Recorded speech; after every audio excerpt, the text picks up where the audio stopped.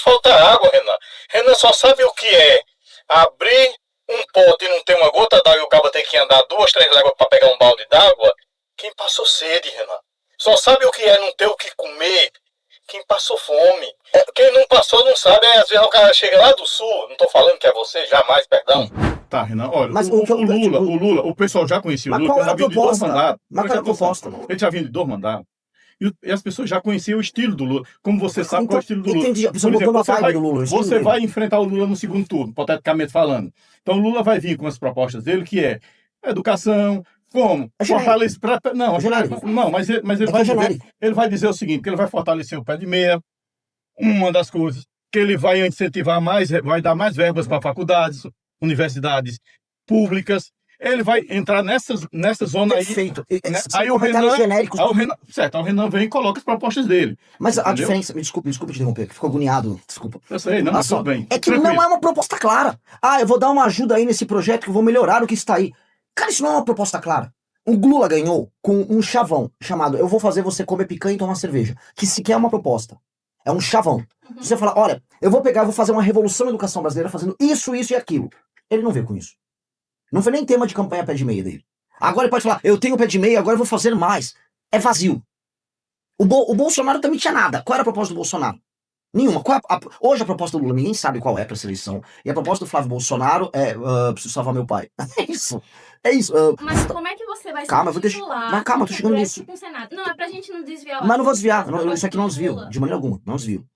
De maneira clara. Se eu ganho com uma plataforma bem clara, e eu tô deixando claro para todo mundo que é a plataforma, e explico em todos os lugares. A eleição é plebiscitária. A eleição será sobre a minha plataforma. O que eu quero dizer é o seguinte, a eleição de 2026 será uma eleição em que as pessoas vão votar se elas querem ou não querem uma guerra contra o crime organizado. Se votarem em mim, é que elas querem uma guerra contra o crime organizado, porque eu só vou falar disso. Se elas não votarem em mim, elas não querem uma guerra contra o crime organizado, elas podem votar no Lula, no Flávio, eu vou chegar lá com essa guerra. A população inteira vai ter que instituir isso. Eu vou ter eleito uma bancada pelo meu partido. Outros partidos vão eleger bancadas e eles vão ter surfado nisso porque eu ganhei a eleição. Então eu vou ter uma base.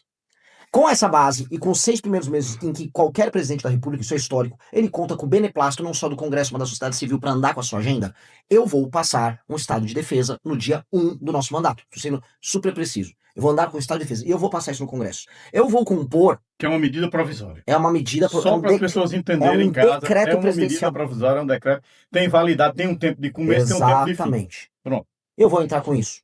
Com isso eu vou começar as operações nas favelas, eu vou começar as operações no Porto de Santos, onde o PCC exporta droga, eu vou vir aqui pro Ceará, e especificamente eu vou atuar, antigamente eu falava, primeiro,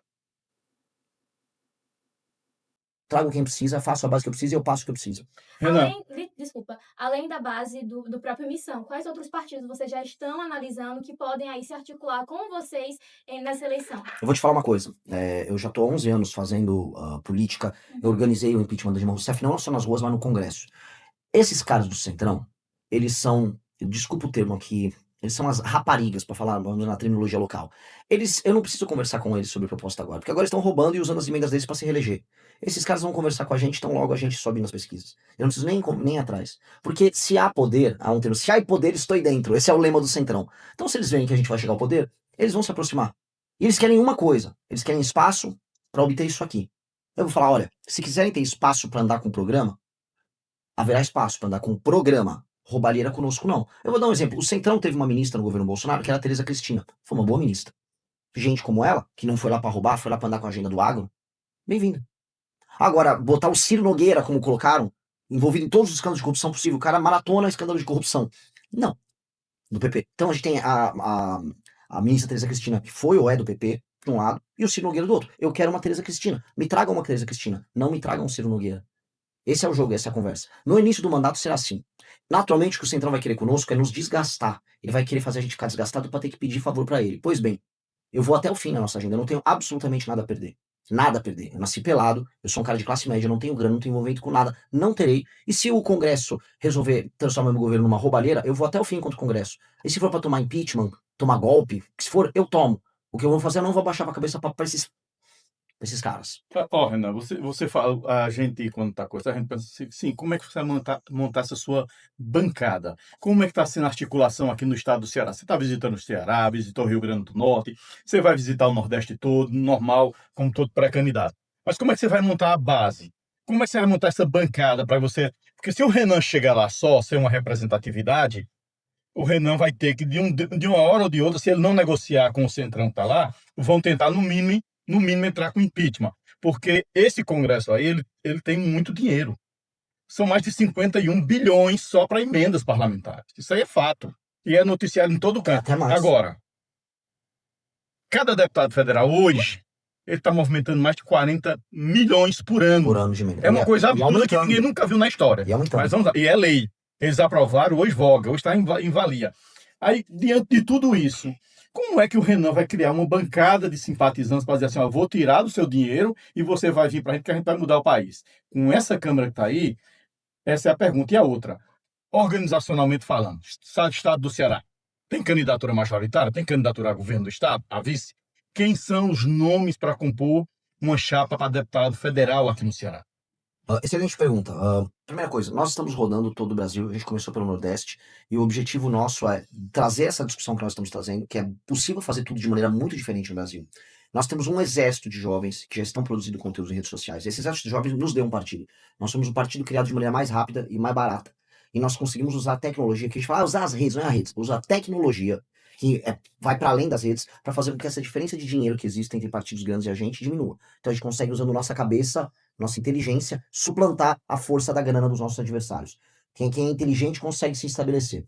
Então nós estamos fazendo isso e nós vamos oferecer para os jovens que vão ser candidatos ao nosso partido meios para que eles consigam concorrer, não em igualdade de condição, porque com esses políticos ladrões sempre haverá um dinheiro a mais que eles vão ter, sempre haverá um caixa 2 que eles vão usar, mas vamos oferecer meios para que eles possam participar das eleições e nós vamos eleger deputados no plural, para federal e estadual aqui no Ceará, assim como em outros estados importantes do Nordeste.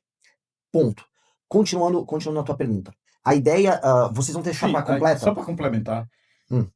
Quem são os nomes no Ceará? Assim, onde é que está montado diretórios? Fortaleza, Sobral, Juazeiro. Você sabe como Juazeiro do Norte tem já diretório do Missão?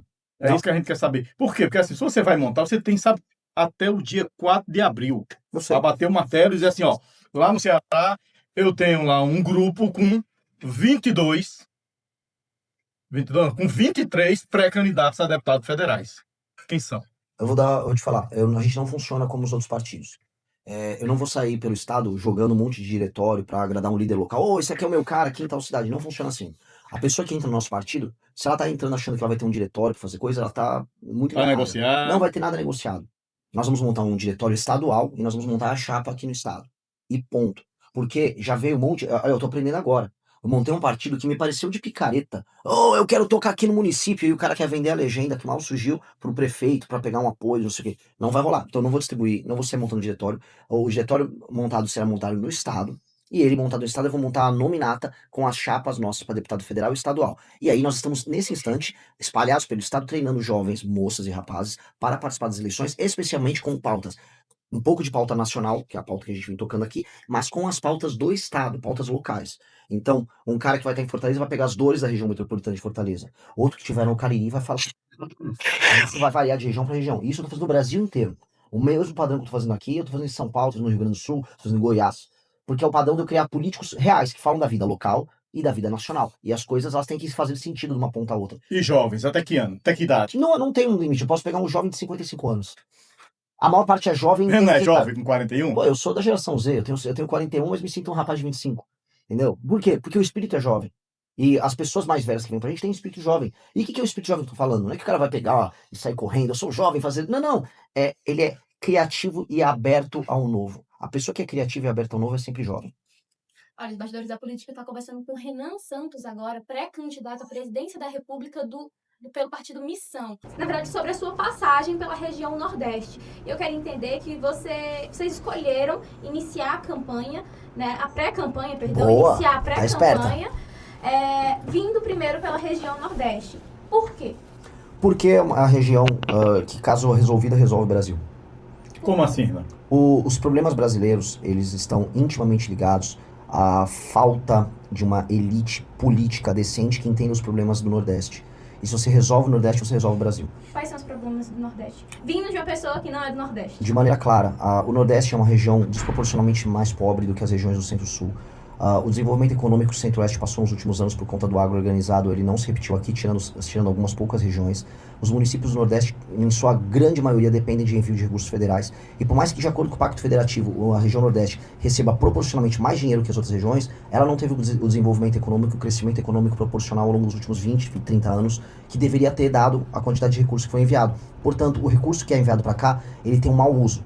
E aí esse mau uso se dá em todas as esferas, nas esferas municipais e nas esferas estaduais. E nós precisamos resolver isso urgentemente. E o governo federal vai ter que participar disso. E nós estamos vivendo um problema que está começando a ficar, vamos dizer, agravado, porque as regiões estão começando a se odiar. Já viram aquela coisa? Tem um cobertor curto, se puxa para um lado, fica faltando no pé, né? E farinha pouca, meu pirão primeiro, que eu acho que é um ditado bem brasileiro, está presente em todos os lugares, que é, começou a faltar dinheiro, e as pessoas estão começando a falar, estamos tendo problema no Pacto Federativo. As pessoas em Santa Catarina estão falando lá em Santa Catarina, eu estou de saco cheio de receber imigrantes do Maranhão, tá favelizando minha região que nunca teve favela. Enquanto que o governador do Maranhão, não, aqui tá uma maravilha, e não tá uma maravilha. Pará, mesma coisa, não é Nordeste, mas a gente tem que colocar no mesmo Região complexo. Norte. Região Norte, o Pará, mesma coisa, o Barbário fica celebrando, tá 80% de aprovação, população toda indo embora. Que aprovação é essa? Que população é essa que vende o voto? Que infelizmente a regra nos lugares mais pobres do Brasil, e isso está inserido no contexto da maior parte das cidades do Nordeste. A população vende o voto e as pessoas naturalizam isso. Então a gente vai precisar atacar muito forte os problemas do Nordeste e parte dos problemas do Norte, porque o Norte, nos estados menores, já tem um agro desenvolvido chegando lá e atuando, e tornando eles mais independentes do governo federal. O caso mais óbvio é a Rondônia. Fazendo isso, alterar a dinâmica política brasileira. Então, boa parte do nosso trabalho, das nossas propostas, é focado na região do Nordeste. É estratégico também, licença, Ronaldo, é estratégico também porque o Nordeste é que está decidindo as campanhas presidenciais nos últimos anos, né? Então, se você consegue aí apoio de uma grande região, Norte e Nordeste é diferente, né? Mas se você consegue um grande apoio de eleitores no Nordeste, você pode definir uma campanha, inclusive o que você quer, né? Que ter mais de 50% dos votos. Então, querendo ou não, é um pouco estratégico, não é só de proposta Não é estratégia. Não é estratégia. A questão, então, é o seguinte. Você está falando que no Pacto Federativo o Nordeste tem recebido muito mais recursos do que a sua representatividade econômica. É isso que você quer dizer. Ou seja, o Nordeste não está repassando tanto dinheiro para o Pacto Federativo como o Sul e Sudeste. E Centro-Oeste também. E Centro-Oeste que se sentem prejudicados. Mas durante a história brasileira, durante a vida do Brasil todo, essas regiões foram industrializadas. Essas regiões é diferente de um semiárido. É regiões que chove, que é boa para a agricultura. Sempre foi, tem incentivo de tudo quanto é monta. 700 e poucos bilhões só para o agronegócio. Né? E esse agronegócio está onde? Está no Sul, Sudeste e Centro-Oeste, amigo. Não está no Nordeste. Porque o Nordeste é agricultura de subsistência. O Nordeste falta água, Renan. Renan só sabe o que é abrir um pote e não ter uma gota d'água e o cabo ter que andar 2, 3 léguas para pegar um balde d'água. Quem passou sede, Renan. Só sabe o que é não ter o que comer quem passou fome. Quem não passou não sabe. Às vezes o cara chega lá do Sul, não estou falando que é você, jamais, perdão. Aí diz assim, o povo do Nordeste não sabe escolher. O Nordeste, amigo, o povo sabe onde é que está chegando no Então tá maravilhoso, então. Não é isso. Então acho que a gente vai deixar como tá. A tendência é para melhorar. O que a gente quer? A gente quer melhorar. Não é. Renan. Não é. Se fosse Renan, isso, olha, se fosse isso, aqui uma coisa. Aqui. Relativamente, a região Nordeste tinha aumentado a participação dela no PIB e não aumentou. Deixa eu explicar para todo mundo que tá assistindo. Se eu seguisse essa lógica, que é uma lógica vitimista que o senhor tá colocando. Não, tô não. É vitimista, porque, olha só, você tá tirando mérito... Porque o Nordeste está sendo industrializado. Não tá sendo industrializado. Não tá. As estatísticas não vão nessa linha. Infelizmente, não vão nessa linha. Isso o senhor só tá comprando uma espécie de um orgulho. Que é um orgulho, não. Olha só, nós fomos prejudicados no passado. Não foram prejudicados no passado. Sim. E se houve olha só, e se houve prejuízo no Nordeste no passado, houve prejuízos pontuais. Mas historicamente, vou pegar da República do Café com Leite pra cá, o Brasil é um país em que as oligarquias mandam e as oligarquias tocam o seu poder e as oligarquias tocam os seus projetos. A gente já teve Minas Gerais mandando, a gente já teve São Paulo mandando. São Paulo foi muito importante dentro do Pacto Federativo na República do Café com Leite. Depois São Paulo foi prejudicado pela República do Vargas em diante. São Paulo teve interventor em São Paulo tocando. Teve a revolta de 32 por conta disso. E nunca mais voltou à presidência. E nunca mais voltou à presidência. E São Paulo, mesmo assim, se desenvolveu muito mais do que os outros. Porque você aí tá tirando mérito das pessoas de São Paulo, das pessoas da região sul, que chegaram pobres, imigrantes no começo do século XX e se construíram. E aí esse discurso parece assim que essa galera lá do sul foi ajudada e cresceram, o que é mentira. O que é muito mentira. Isso é injusto, inclusive, com os nordestinos que saíram daqui e migraram pra lá. Eu acho isso é um discurso, o senhor me desculpa, coitadista, e um discurso que diz respeito às outras pessoas. A questão é, o arranjo político, social e econômico do Centro-Sul deu mais certo do que o daqui. Ponto. E deu mais certo ao longo do tempo do que o daqui. E muito dinheiro veio pra cá. Eu vou dar um exemplo. Quando o Lula entrou, o Lula botou mais dinheiro em Pernambuco, em Goiás ou Santa Catarina? Eu vou lhe perguntar o seguinte. Não, pera, tô Não, uma pergunta. eu vou- Eu já vou responder pro senhor. Eu vou só lhe dizer uma coisa aqui. Hoje, quais foram os 3 estados que mais receberam dinheiro do PAC? Você se lembra? Do dinheiro do PAC? Não, Agora, esse PAC novo qual do Lula. foi? Sabe qual foi? Manda. São Paulo, Rio de Janeiro e Minas Gerais. Agora, Qual o estado que mais deve? Agora, vamos lá, mas muda. Quais são os estados em termos proporcional que receberam mais dinheiro do Pacto Federativo? Proporcional. Porque São Paulo tem a maior população e o São Paulo tem o maior PIB. Então, naturalmente, ele vai receber. Por exemplo, qual é a cidade Tem que a mais... maior economia. Exato. Então, proporcionalmente... Mas a gente tá numa federação e a federação tem... Mas as coisas não são proporcionais. Mas não vai ser proporcional. Mas assim, olha só, eu não nem vai acho... ser proporcional, porque se for proporcional, não vai ter equilíbrio. Mas, pelo amor de Deus, o que eu tô querendo dizer é que você não vai justificar... Você tá dizendo o seguinte, você não vai justificar pelo PAC... nordestino para tirar o dinheiro do Nordeste e mandar pro Sul. Não é isso que eu tô falando. Não é isso. Não, pera. Vocês não estão deixando eu responder assim. Eu ia pedir, inclusive, pro Ronaldo deixar o Renan terminar de falar. E aí a gente termina de falar. O Renan, você pode falar. Sim. Eu vou, assim, primeira coisa, existe uma confusão. Então, perfeito. Existe uma confusão conceitual aqui. Proporcionalmente, como São Paulo tem uma economia maior e um PIB maior, naturalmente ele vai ter números absolutos maiores. Por exemplo, São Paulo capital, existe uma coisa que chama razão e proporção. Uhum. Então, São Paulo capital tem mais gente em números absolutos recebendo Bolsa Família. Mas proporcionalmente, menos. Entendeu? Porque é uma cidade muito grande, então as razões e proporções contam. Dito isso, eu nem acho que deveria ser o Estado a receber mais PAC. Não é que eu tenho concordância com isso. Agora, os números do Pacto Federativo e os números de investimento do governo federal, especialmente nos anos do governo Lula 1 e 2, vão nessa linha. O governo Lula investiu muito mais em Pernambuco do que em Santa Catarina e em Goiás. Quem cresceu mais? Eu acho que Santa Catarina e Goiás. Por quê? Por quê? Porque já tinha todo um astro, já tinha toda uma infraestrutura, já tem as condições geográficas que facilita, Renan. Por favor, pelo amor de Deus. Santa Catarina não tem rodovia. Santa Catarina tem saneamento básico baixíssimo. Santa Catarina não tem rodovia. Você sabia que se for escoar a produção industrial lá de Blumenau, lá pro Vale do Itajaí, tem uma estrada de uma mão só. Mas eu tenho que saber que eu sou candidato a presidente de um país inteiro. E o que eu tô falando é o seguinte. Sim. Vou deixar muito claro, para não vir o maldito discurso coitadista que tem daqui. Tem porque se conversa coitadista. O que eu tô falando é, eu quero o Nordeste rico e desenvolvido. Só que não vai ser dando grana na mão de oligarca vagabundo que tem aqui no Nordeste, para eles fazerem malversação desse dinheiro que eu vou resolver. Porque não tá funcionando. Eu tô falando que não tá funcionando. E sabe quem também acha que não tá funcionando? As pessoas estão indo embora do Nordeste para os outros lugares do Brasil. O único lugar que recebe imigrante do Nordeste é a Paraíba. Maiormente João Pessoa. Os outros lugares o pessoal tá indo embora. Então, se tivesse funcionando isso, as pessoas estão ficando. Esse é o exemplo mais óbvio. E o dinheiro, o Maranhão, proporcionalmente, recebe, é o segundo estado mais recebe dinheiro da Federação do Pacto Federativo. As pessoas estão ficando indo embora do Maranhão. Elas estão indo embora do Maranhão. E as pessoas saindo do Nordeste, indo pro Pará. Estão indo embora do Pará. Então, o dinheiro na mão dessa classe política corrupta está fazendo mal para as pessoas do Nordeste. Os prefeitos das cidades aqui, eu vou dar um exemplo pro senhor. Mais de 80% das cidades no Nordeste, 70% 80%, eu vou ter que, talvez peque pela imprecisão aqui, mas é um número nesse espaço. Os municípios vivem de dinheiro do Pacto Federativo. Eles vivem de dinheiro que é repasse federal. O IDH dos municípios não melhora, ou seja, a cidade continua uma droga, só que o dinheiro continua fluindo. Tem que manter como tá? Ah, não, porque um dia a gente pode ter sido... Vamos pegar se o argumento do nosso amigo fosse verdadeiro. Se um dia houve, né? Vamos deixar o Nordeste para trás, dane-se o Nordeste, e vamos só investir em São Paulo, para deixar paulista rico. O método alternativo que nós estamos vivendo com o novo Pacto Federativo, de 88 para cá, não funcionou. Porque o Nordeste não está recuperando a diferença. Então tem que fazer outra coisa. O que eu estou propondo é fazer outra coisa. E eu quero discutir fazer outra coisa. Agora, fazer o que está fazendo agora está muito ruim para o Nordeste e está muito ruim para os outros estados. E a gente vai precisar resolver isso. Olha, inclusive, você está falando sobre suas propostas. Isso aqui são suas propostas. O senhor, inclusive, afirmou que, caso seja eleito, pretende, estamos falando sobre municípios, cidades, pretende fundir municípios pequenos que não conseguem se sustentar e até nomear interventores federais nos casos que considerar problemático. Mas, ao mesmo tempo, a gente percebe, inclusive, um levantamento recente, né, que há um movimento no sentido oposto de fundir os municípios. Um levantamento recente mostrou que mais de 700 distritos no Brasil querem se emancipar, alegando que arrecadam e não recebem investimentos proporcionais dos municípios a quais pertencem. Caso o Renan ele seja, né, eleito futuramente, justifica defender a redução da autonomia municipal com fusões e possíveis intervenções federais, tendo em vista que, no momento atual, a população está reivindicando justamente mais a autonomia local. E aí eu queria que você explicasse inicialmente essa proposta de fundir municípios e esse contrapartido desse levantamento que eu trouxe aqui.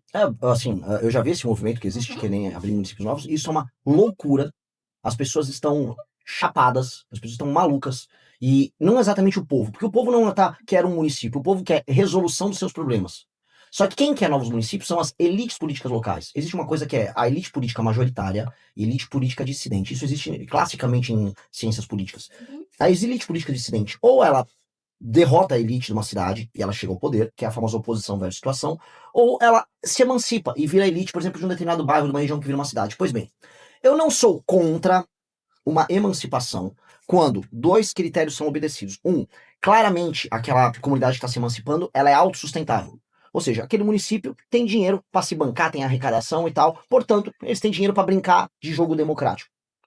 E 2, quando culturalmente eles têm uma diferença, ou eles têm características geográficas ou culturais que façam haver esse apartamento. Onde acontece isso com muita facilidade são nos Estados Unidos da América. Você tem os condados, você tem as cidades, você consegue fazer uma separação para ter uma cidade de 1.000 habitantes lá, mas ela se banca. Ela se banca.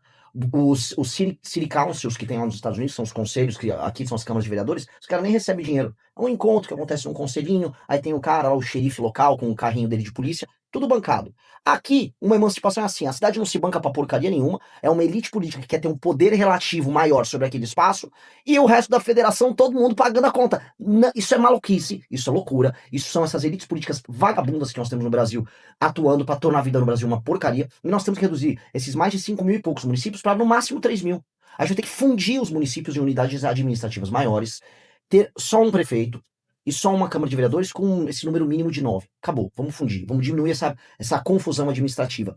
Os programas sociais eles têm que ser parametrizados e os prefeitos têm que trabalhar com indicadores, que é isso que eu estava falando sobre o Nordeste. O Nordeste, os repasses vêm para cá, e o repasse vem para cá, o vereador e o prefeito não tem obrigação nenhuma de melhorar a vida das pessoas. Então o dinheiro é tacado aqui, o prefeito recebe, vem um monte de emenda, os prefeitos, os deputados atuam com essa emenda, a vida não melhora, o IDH não melhora, ou seja, o índice de desenvolvimento humano não melhora, a dependência do governo federal continua alta, e eles se reelegem. Como? Como é que é a reeleição numa cidade pequena no interior? Vocês sabem como é que é? É compra de voto durante o mandato e é compra de voto durante as eleições. A compra de voto é a base da eleição no Brasil. A cidade que os meus pais moram, que é Vinhedo, que é no interior de São Paulo, com IDH altíssimo. Mesmo lá tem compra de voto. Em todo canto tem compra Tem de compra de voto. Agora, aqui, a compra de voto, ela é a regra. Ela é muito presente. Não existe eleição sem compra de voto pra cá. E é muito alta a taxa de pessoas que acabam participando desse jogo. E esse jogo tem que ser quebrado. Aí as pessoas não cobram o político por aumentar a cobertura de esgoto. Portanto, a cobertura de esgoto em toda a região nordeste é baixíssima. Não cobram ele para ter emprego e, vamos dizer, uma atividade econômica real na cidade. Não cobram para ter escola boa com SAEB melhor. Ou um ranking do IDEB melhor. Não há cobrança. O cara faz um show do Wesley Safadão, distribui uma emenda, usa a emenda desviada para comprar uma parte da população com os cabos eleitorais e com as pessoas apaniguadas colocadas dentro da prefeitura, e a vida das pessoas não melhora. Essa é a dinâmica da cidade pequena. Essa dinâmica tem que ser destruída. Porque aí, se você for falar, o que faz com que viver no interior do Nordeste e no interior da região Norte, no Norte de Minas, parte do interior de São Paulo, parte do interior do Rio, parte do interior do Espírito Santo, grande parte do Tocantins, viver nesses lugares se torna ruim, é porque a vida na cidade é ruim. Então nós temos que fazer a vida na cidade ser melhor. Porque a gente não vive na União, a gente vive na cidade. Portanto, o lugar onde os prefeitos têm que ter, o lugar onde o político tem que ter muito indicador e muita pressão para entregar resultado é na cidade. Portanto, a nossa reforma administrativa que envolve fundir municípios não é só fundir o município. É fundir o município, obrigar os prefeitos a entregarem indicadores. E se o prefeito não entregar o indicador, ou seja, tinha 20% de esgoto na cidade, agora tem 40%, ele não entregou, então esse prefeito vai ser afastado, eu vou botar um interventor. E ele vai entregar esses índices. Renan, Camila, só assim. Você diz assim, eu faria assim, eu faço assim. Sim, amigo, mas a lei não permite isso. A lei... não, você tem que entender o seguinte. É só alterar. Você está jogando, você entrou em um jogo que já tem as regras claras, pré-estabelecidas, que é da nossa república, que você concorde ou não, que o Ronaldo Campos concorde ou não, as regras já estão postas. Inclusive, você está na pré-campanha e você tem que seguir as regras que já estão pré-estabelecidas. Não dá para você ou qualquer um outro pré-candidato, mesmo o Ronaldo Campos chegasse, eu sou pré-candidato, e eu vou fazer isso, se eu não tiver, irmão, como mudar a lei que está em vigência. Tem- E só muda a lei, Renan, se o Congresso Nacional autorizar. Agora, como é que você vai conseguir mudar se a gente tem políticos no Congresso Nacional, na Câmara e no Senado, que são políticos tradicionais, políticos que estão lá há décadas, e que você, com toda a sorte do mundo que se vier, você não vai conseguir ter dentro do parlamento, no seu partido, mais de 30%. Só um exemplo, porque se brincar o PT não tem, que hoje é a maior hegemonia política em disputa de presidências da República, em candidaturas majoritárias, que você acabou de falar, que eles estão nesse jogo há muito tempo. E tanto qualquer um outro presidente tem que dialogar, tem que conversar. E esse Congresso que sequer quer mudar leis da segurança pública, que sequer quer rever algumas coisas para facilitar a maneira de se punir infratores ou criminosos, aí é onde eu quero saber como é que o Renan vai fazer para dizer assim, ó, eu vou fazer isso, sim, mas como? Vamos lá, existe uma coisa chamada Congresso Nacional, Câmara dos Deputados, Senado, O e tempo, você... Hã? o tempo ali agora. Renan, Pera. infelizmente, Mas pô, deixa eu nosso olhar o tempo está vídeo. chegando, eu vou te dar aqui 2 minutos Pronto. para tu fazer tuas Então, considerações finais. perfeito. Tá, eu vou responder aqui e eu já Foi faço um prazer. consideração. Maravilhoso. De maneira clara, existe Congresso, Senado, e aí você muda as leis lá. A lei, ela não é adamântica. A lei você altera. Por exemplo, o artigo 34, 35 e 36 da Constituição, eles versam também sobre as intervenções dos estados e dos municípios. Eu alteraria esses artigos da Constituição para permitir que entes federativos brasileiros que não estiverem cumprindo com seus desígnios básicos que envolvem DH, manutenção da segurança, eles sejam alvos de uma intervenção. Você altera. Chama-se PEC, Projeto de Emenda à Constituição. Uhum. É isso, eu vou fazer alterações nela. Ah, mas os políticos podem não querer. Cara, eles estão lá, você falou no começo muito bem, eles estão lá para achacar o presidente. E o presidente tem que entender que eles estão lá para isso, e ele vai ter que ter um porrete na mão e argumentos convincentes do outro lado. Você vai ter que ter um porrete na mão e argumentos convincentes. Eu vou fazer as duas coisas com o Congresso. Eu vou ter um porrete na mão e vou seduzir. Quem quiser ser seduzido, venha. Quem não é seduzido, eu vou porretar. Porque a maior parte dos caras são ladrões, eu vou botar a Polícia Federal em cima deles. E sabe quem tá fazendo isso? Só pra te falar, ó, o Lula. O Flávio Dino, que foi colocado pelo Lula, está indo atrás desses deputados do Centrão envolvidos em escândalos com orçamento secreto. Eu vou trazer para a Rádio Progresso uma informação. Tem mais de 60 deputados que estão aguardando vir a operação da Polícia Federal contra eles envolvendo orçamento secreto. Eu vou fazer isso, eu vou para cima. E houve já no passado governos que conseguiram mexer no interesse desses caras para melhorar a questão das cidades. Eu vou dar um exemplo. Lei de responsabilidade fiscal, que pode prender prefeito. Uhum. Passou no governo Fernando Henrique com os casos do Centrão votando. O que era? Aí ele foi muito persuasivo, não usou muito porrete. Eu vou usar as duas coisas. Tá certo. Renan, fique à vontade para suas considerações finais. 1 minuto. De maneira clara, obrigado pela participação na rádio. Muito bom, bate-papo quente. Muito bom, tem que ser assim mesmo. Tem que questionar e tem que falar, pô, não gostei, isso, aquilo, mas adorei o bate-papo. Pode trazer umas ideias. Quem gostou, me siga nas redes sociais e siga a nossa aventura. A gente tá ao vivo e quase todo tempo rodando aqui pela região. Vamos subindo, vamos para Fortaleza e aguardem, vamos mudar a história e a história brasileira será mudada a partir do Nordeste. Esse é o nosso plano. Camila. Muito obrigado, Renan, pela sua participação. Manda um abraço para todo mundo que interagiu com a gente. Infelizmente, não deu tempo de ler os comentários, mas muita gente interagindo, colocando suas opiniões políticas também, refletindo sobre a entrevista. Isso é essencial para a democracia brasileira, que a população esteja sempre à frente também do discurso e das eleições, entendendo o que está acontecendo. Então, muito obrigado, Renan, pela participação. Desejo boa sorte aí na sua trajetória, rumo às pré-candidaturas e à eleição de 2026. E é isso, mandar um abraço para todo mundo. Bom dia para o Ronaldo, bom dia para o Cícero Ney, para todos que estão aqui no estúdio e, é claro, para o pessoal aí de casa. Fiquem agora para o melhor de todas as manhãs, o rei da charadinha, quem é Ronaldo Campos? Iraques Ramalho, é claro.